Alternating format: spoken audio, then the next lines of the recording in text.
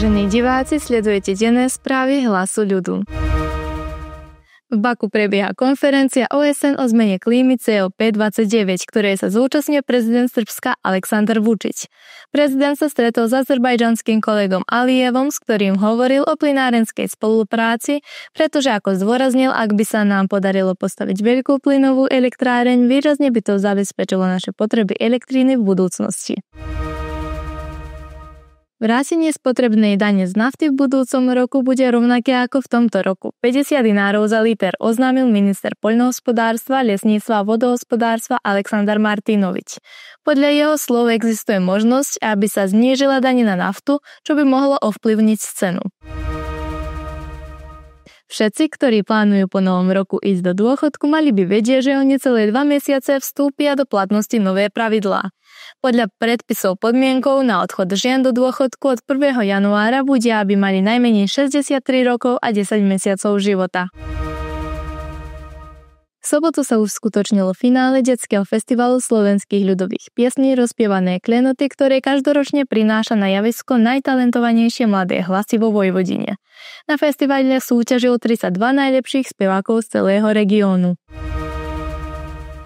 Spolok žien Slovenka z Ložian včera podvečer v kaviarni Pod Lipami v Ložanoch zorganizoval dielňu škrobenia a žehlenia ženského tradičného kroja. V súčasnosti je čoraz menej žien, ktoré sa tomu venujú, a preto sa aj ložianske spolkárky rozhodli, že si trochu viac posvietia na túto tému a pokúsia sa záujemkyne zaučiť tejto práci. Malý seminár Poď sa vypísať usporiadalo ochotnícke divadlo Janka Čemana v Pivnici od 8. do 10. novembra už po 8. krát. Ide o seminár, ktorý patrí do trilógie založenej na seminári Píšeš píšem, na ktorom sa účastníci zaoberajú základmi tvorivého písania a práce s textom. Spolu sa seminára zúčastnilo 22 účastníkov. V rámci Slovenského evanielického AV cirkevného zboru v Kovačici už celých 30 rokov pôsobí ženský cirkevno-zborový spevokol pod vedením učiteľky Alžbety Hriešikovej.